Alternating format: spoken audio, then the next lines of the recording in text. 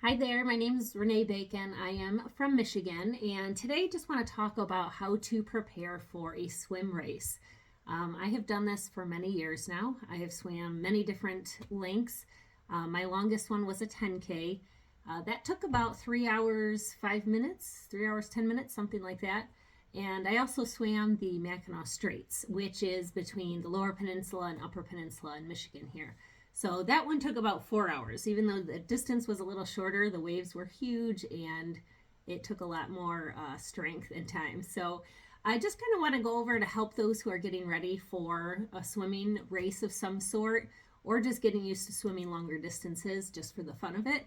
I love swimming. I don't know why I do exactly, but it's almost like meditation where your mind just kind of gets in this flow and rhythm and you think about other things. And I don't know why. I don't know why I like it, but it comes very easy to me, and I've gotten used to going for hours at a time. So I do have to kind of restart every year because in Michigan, of course, we can't swim in the lakes all year round. So they're iced over often. And so I have to go start in the pool every spring, and then I build up to my summer distances.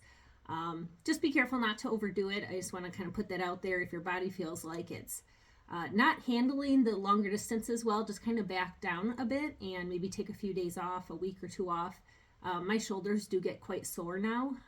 When I did the 10K, I felt, I don't know, I probably pulled something, but I felt it in my shoulder, especially the left one. So just be careful and kind of like watch out for anything you feel that's not going right in your body and maybe get it looked at if needed. So a couple things I do have a list here, so don't mind me if I'm looking down a little bit, but I just want to give some tips on what has helped me over the years. I know a lot of people are intimidated by swimming and swimming longer distances, so I just want to kind of help out with what advice I've gotten from different people and just doing it myself. So one thing is when you have a longer distance planned, I would in practice aim to go at least 2/3 of that distance in your practice. Kind of like a marathon, like at least run like a 20 miler so that you're ready for the full marathon when the day comes. You know, your body can push a little bit further and go past the 20. So same thing, that's what I've been doing when I practice for longer distances. I go about 2/3 to 3/4 of what the actual race distance will be. And that makes me feel a lot better knowing I can go a little bit further and finish the whole race in the future. Also, when I do any kind of swim races, I start training. I like 4 months in advance. 4 or 5 months is preferred. If you do 2 or 3, which I've done, it doesn't always turn out wonderful. You aren't quite as conditioned as you could be. You kind of feel it a little bit. So 4 months or more is recommended, in my opinion. And also, make sure you're practicing in both pools, and if you're swimming in open water for the race, make sure you go to open water eventually, at least once or twice before the actual race. Pools are very different. You got to do flip turns. You can see clearly to the bottom, all that good stuff. And when you finally get into open water for a race, that can be a bit shocking. I remember the first time I did it, I had not swam before, longer distances in a lake or anything, and that it was not a good thing because I couldn't see the bottom. Everything was mucky. I didn't know what I was touching. It just kind of freaked me out slightly. So I do recommend going in open water before you actually do your race in open water. Also, start small, especially when you're first starting out, first few times at least. Do 25s. Do a bunch of 25s. Do 50s in a pool if that's where you're swimming. Just kind of get used to it. You got to build up. You cannot just start with a 5, 10, 15-minute swim without stopping. It's very difficult if you haven't swam in a few months. So I highly recommend you just start small and work up gradually. If it feels like too much, just stay at the same pace for maybe a few practices and then build up from there. I usually end up swimming in a pool for about 25, really about 30 to 60 minutes at a time. I do not stop.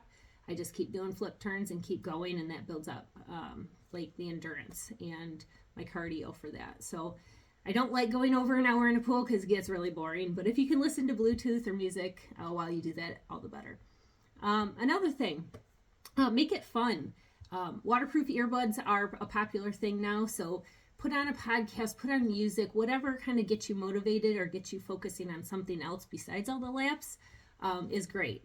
I wouldn't recommend wearing music out in the open water because you got to watch, like, we live right in between Michigan and Canada on Lake St. Clair. So we have to be careful of freighters. We have to watch for other boats, watch for logs, watch for random stuff in the water. So I do always have my mom with me in a kayak, so that way she can look out for anything I need to watch for.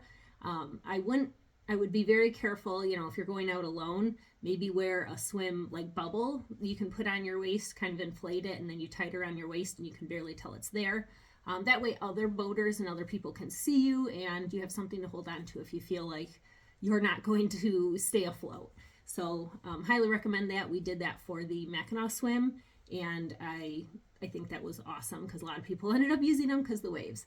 Also having a whistle on you if you're alone out in open water is a good idea too, so people can hear you if you're in distress.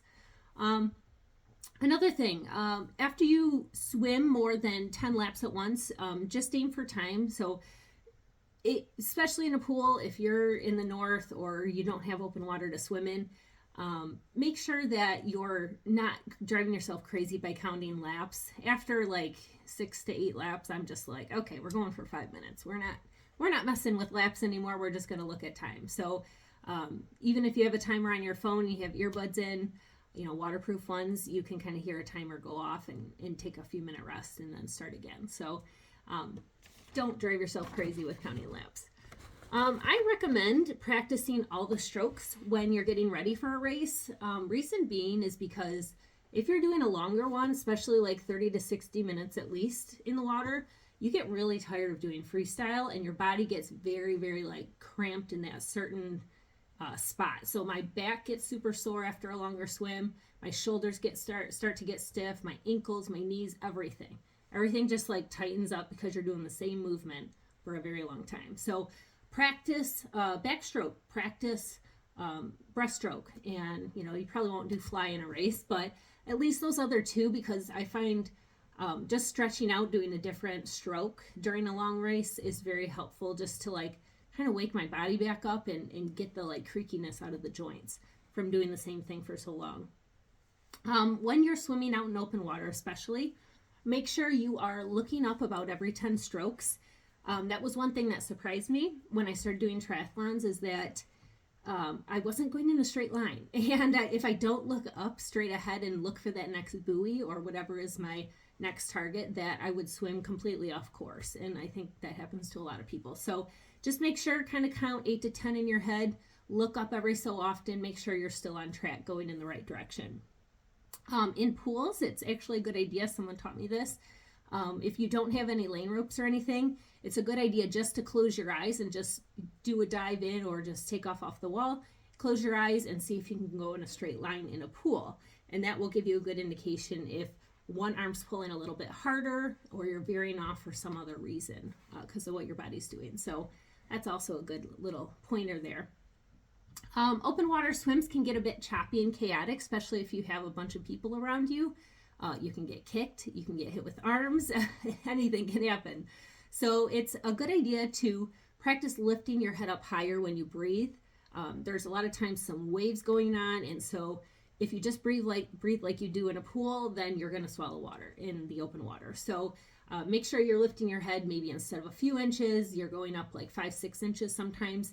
Just get used to that because it's going to have to happen in choppier open water, especially with other people around. It's just not quite the same stroke as what you do in a pool. Also, keep strokes even on both arms to maintain your course. Like I said earlier, you're going to veer off to the right or left if one pulls a little bit harder. And a lot of times if you breathe on one side, that's going to happen. So I try to breathe on both sides.